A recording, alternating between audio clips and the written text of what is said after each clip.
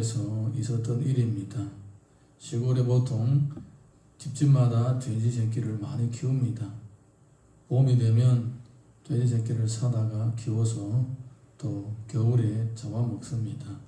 그런데 이 돼지 새끼를 키우면 예방 접종 시켜야 됩니다. 몇 가지나 시켜야 됩니다.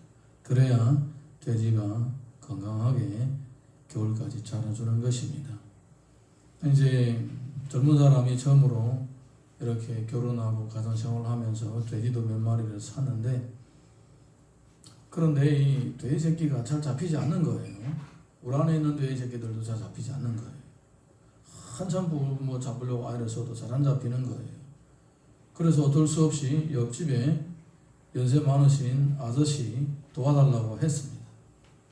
그런데 이 아저씨가 와서 도와주는데 얼마나 돼지를 잘 잡는지, 그냥 탁 손을 뻗으면 딱 붙잡고 탁 손을 뻗으면 딱 붙잡는 거예요. 그래서 이 젊은 사람이 하도 신기해가지고, 아저씨 어떻게 그렇게 돼지를 잘 잡습니까? 옛날에 혹시 돼지를 많이 키워봤습니까? 그랬더니 이 아저씨가 하는 말이, 아니야, 나 옛날에 선생이야, 선생. 학생들을 가르쳐서. 그래, 학생들이 말을 안 들을 때에 딱 자 귀를 잡고 이리 와, 그리고 혼내줬을 때가 많아가지고 습관이 돼서 돼지도 귀를 딱 잡으면 잘 잡혀. 그랬대요. 우리 학교 다닐 때만 해도 선생님들이 딱 귀를 잡아가지고 이리 와, 그러고 갔던 적이 많이 있었습니다.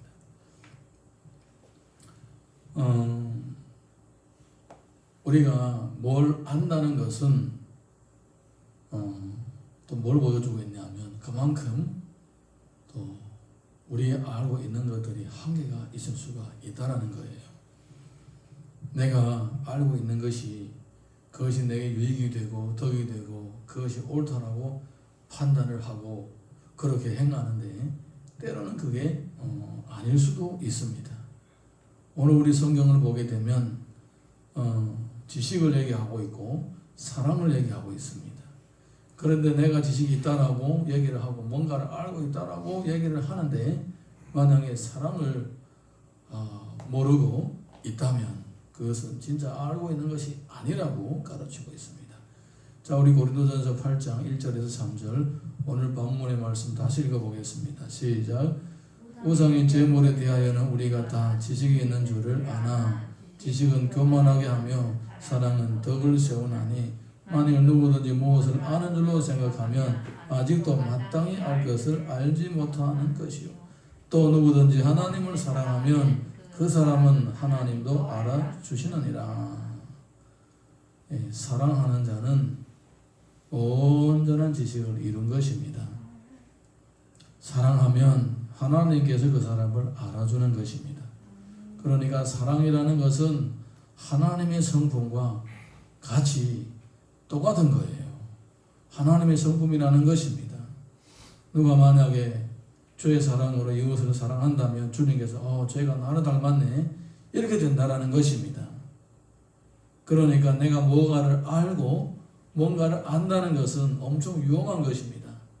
뭔가를 아는데 그것이 사랑의 실천에 쓰여지지 않는다면 오히려 그것이 해가 될 수가 있는 것입니다. 고린도전서 13장 13절 보게 되면, 그런즉 믿음, 소망, 사랑 이 세 가지는 항상 있을 것인데 그 중에 제일은 사랑이라. 영원한 것이 바로 믿음과 소망과 사랑이라는 것입니다. 그런데 그 중에도 사랑이 제일이라고 합니다. 우선순위가 그렇다는 것입니다. 믿음이 있는데 사랑이 없다. 과연 그 믿음이 무슨 유익이 있겠습니까?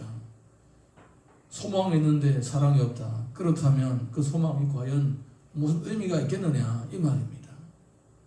사랑이 제일이라고 가르치고 있습니다.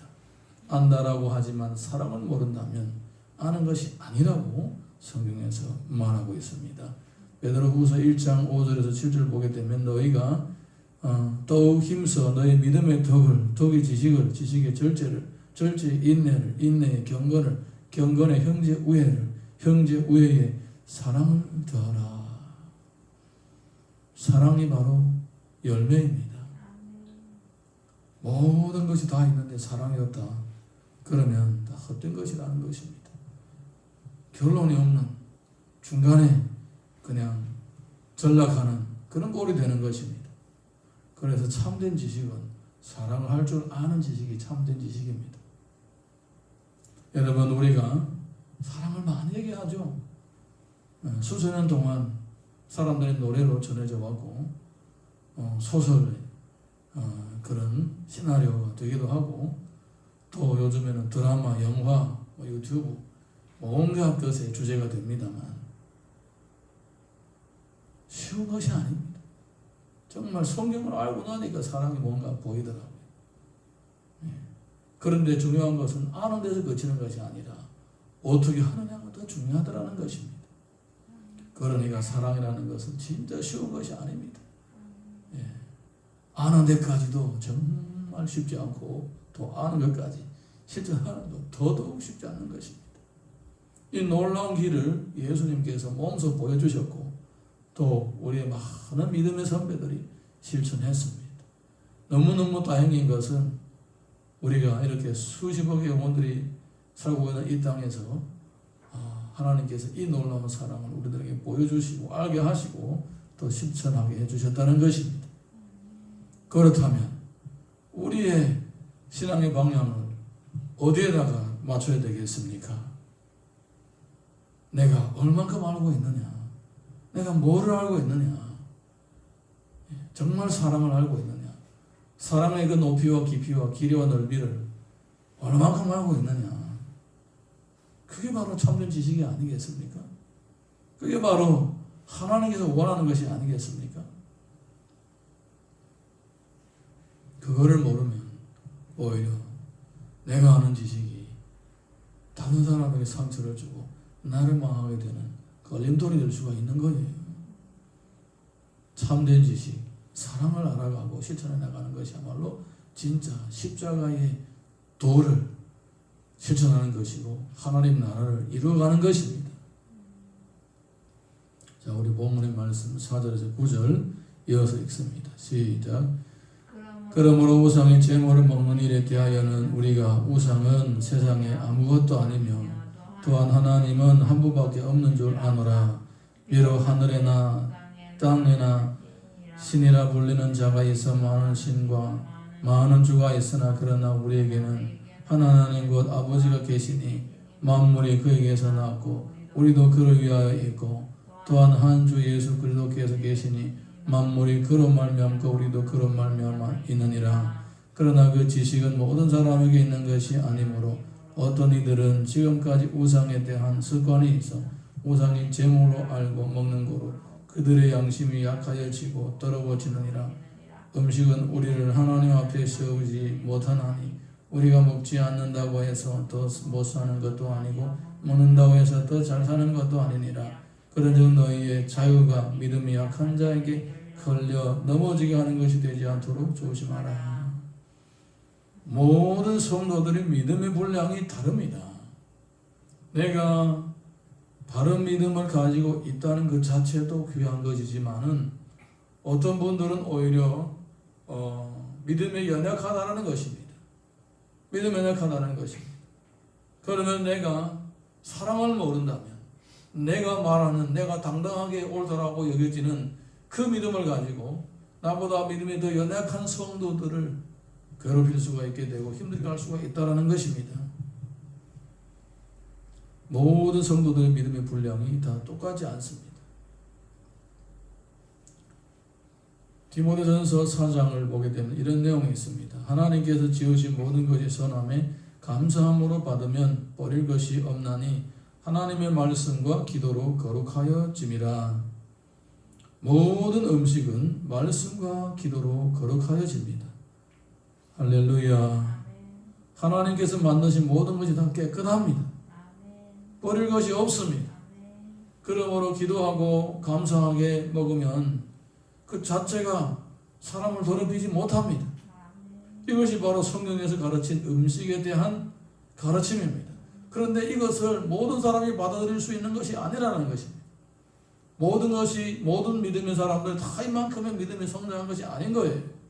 어떤 사람들은 우상의 음식을 먹으면서 내가 또 이거 먹었네, 양심이 꺼리낌을 가지게 되고 그것 때문에 죄를 짓는 것입니다. 한때는 중국에서 미꾸라지 먹으면 안 된다, 피 먹으면 안 된다, 뭐 이런 얘기들 가지고 많이 다투고 교회들까지 갈라지는 일들까지도 있었습니다. 심지어 성찬식 할 때에 구운 빵으로 해야 되냐 아니면 그냥 마른 밀가루를 반죽해서 그렇게 생떡을 구워가지고 해야 되냐, 이거 가지고 또 다투었고, 어떤 곳에는 성찬식의 예식 때문에 다투고 막 믿음 뭐 이게 은혜가 안 된다, 이거는 제대로 된 성찬 아니다, 뭐 이렇게 하는 것도 있었습니다. 네.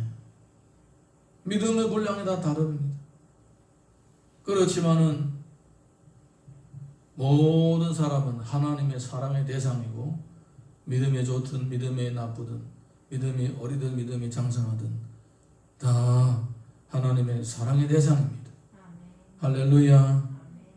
로마서의 기록을 보게 되면 어떤 사람은 모든 것을 먹을 만한 믿음이 있고 믿음이 연약한 자는 채소를 먹느니라, 이렇게 얘기하고 있습니다. 사람마다 자기의 믿음의 분량을 따라서 선택을 하게 됩니다. 일괄적으로 이걸 이렇게 해야 된다, 본질이 아닌 것을 가지고 또 그렇게 피 터지게 싸울 필요가 없다라는 것입니다. 그런데 만약에 굳이 거기에 집중하는 사람이 있다라면 어떻게 해야 되겠습니까? 나는 이렇게 안 하면 안 되는데 집중하는 사람이 있는 거예요. 연약한 사람일수록, 믿음이 어린 사람일수록 본질이 아닌 것에 집중하게 되어 있습니다. 왜? 더 높고 더 크고 더 놀라운 것이 보이지 않기 때문에 그게 전부인 줄 알고 그러는 거예요.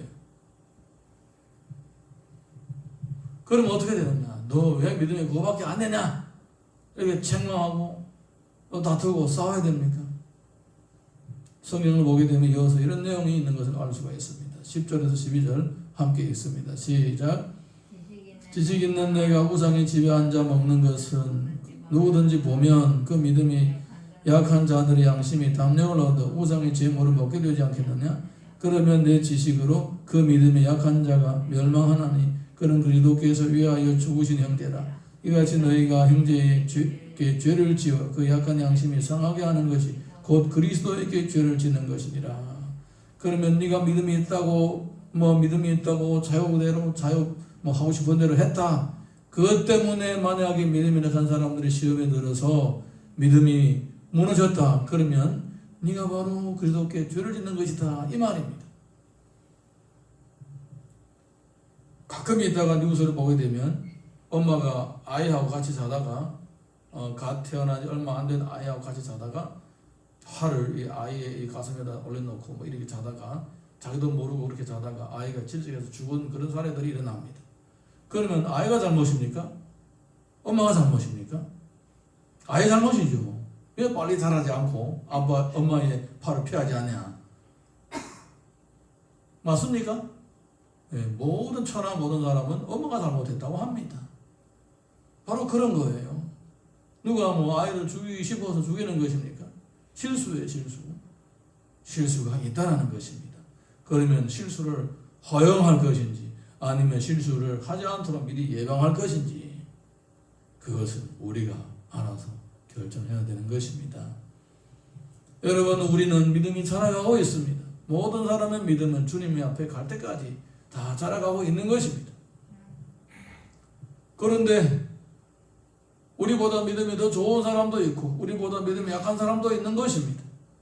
그러면 우리보다 믿음이 약한 사람들에 대해서는 어떻게 해야 되겠습니까? 너 그거밖에 안 돼? 왜 내가 지금 하는 거 이해를 못해? 이렇게 책망할 수 없다라는 것입니다. 믿음이 있는 내가 옳고 그름을 그렇게 잘 따지면서 왜 그 이상을 모르느냐? 왜 그 이상을 모르느냐? 왜 사랑을 모르느냐? 지금 사도 바울이 그 얘기를 하고 있는 거예요. 할렐루야. 여러분, 믿음이 자란다는 것은 바로 예수 그리스도의 사랑의 높이와 깊이와 길이와 넓이를 알아가고 실천하는 것을 의미하는 것입니다. 옛날보다 성경을 더 많이 한다. 옛날보다 찬송을 더 많이 한다. 옛날보다 헌금을 더 많이 한다. 옛날보다 봉사 더 많이 한다. 물론 이것도 좋은 현상이지만은 본질적인 것은 내가 주님을 더 많이 닮아가고 주님처럼 사랑하는 것이 곧 믿음이 자라가는 것입니다. 마태복음 보게 되면 누구든지 나를 믿는 이 작은 자 중 하나를 실족하게 하면 차라리 연자 맷돌이 그 목에 달려서 깊이 바다에 빠뜨려지는 것이 나으니라.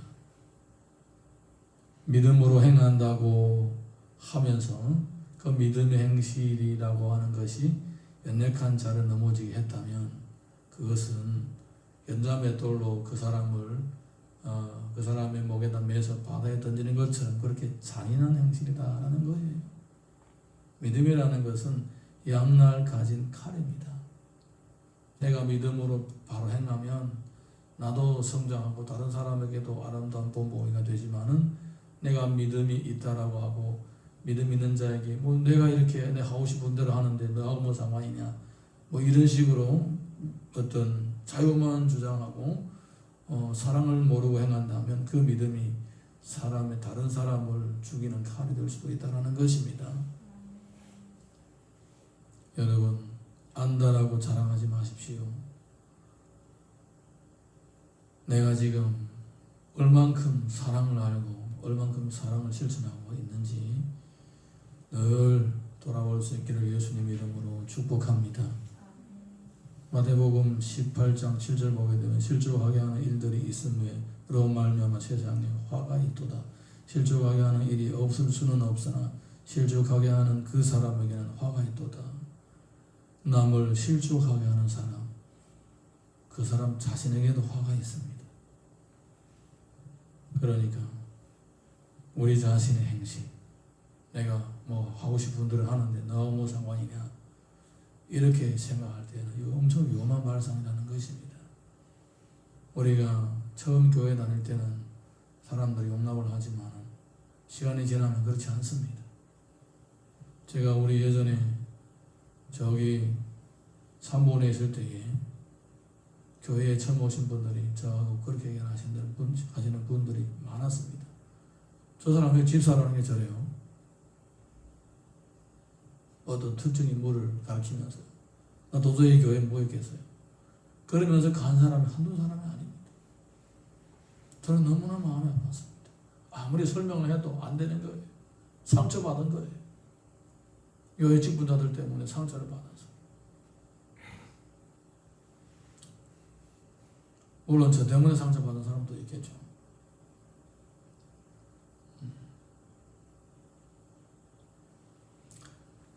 그래서 참 갑갑했습니다. 어떻게 하면 좋을까? 어떻게 하면 좋을까? 물론 우리가 다 실수가 있겠죠. 예. 여러분 우리가 옳고 그름을 따져야 되죠. 당연히 옳고 그름을 따져야 됩니다. 그렇지만 옳고 그름만 따진다면 잔인한 사람이 되는 거예요. 옳고 그름을 따진 다음에 또 수술칼로 수술을 할 줄만 알 뿐만 아니라 또 수술을 한 다음에 상처도 봉합해주고 회복하도록 싸매주고 약 처방까지 다 해주고 그렇게 주의 십자가의 사랑이 필요한 거예요. 우리 모든 사람은 상처를 찢고 쪼개고 칼로 도려내는 거기에서 그치는 것이 아니라 후속 조치까지 다 하는 그런 그리스도의 사랑이 필요하다는 것입니다. 만약에 내가 봉합하고 싸매주고 끝까지 치료할 수 있는 그만큼의 실력이 없다면 아예 수술칼을 대지 말아야 되겠죠. 큰 지혜가 있기를 주님의 이름으로 축복합니다. 옳고 그름을 주장한다는 것은 위험한 것입니다. 그래서 우리가 항상 내가 알고 있는 것이 전부가 아니고 사랑을 알고 있는 것이 사랑을 실천하고 있는 것이 전부라는 것을 꼭 명심할 수 있기를 주님의 이름으로 축복합니다. 고린도전서 8장 13절 마지막 읽어보겠습니다. 시작. 그러므로 만일 음식이 내 형제를 실족하게 한다면 나는 영원히 고기를 먹지 아니하여 내 형제를 실족하지 않게 하리라. 끝까지 그 음식을 먹지 않으면 되지. 고기를 먹지 않으면 되지. 이렇게 다짐을 하는 것입니다. 누가복음 4장 4절 보게 되면 예수께서 대답하시되 기록된 바 사람이 떡으로만 살 것이 아니라 하였느니라. 여러분, 다른 것에 집착하지 말고 사랑하는 일에 집착할 수 있기를 주님의 이름으로 축복합니다. 고린도전서 10장 23절 24절 보게 되면 모든 것이 가하나 모든 것이 유익한 것이 아니요 모든 것이 가하나 모든 것이 덕을 세우는 것이 아니니 누구든지 자기 유익을 구하지 말고 남의 유익을 구하라. 주어진 믿음의 자유로 연약한 형제를 세우는 데 활용할 수 있기를 주님의 이름으로 축복합니다. 찬양 하나 부르고 우리 같이 기도하겠습니다.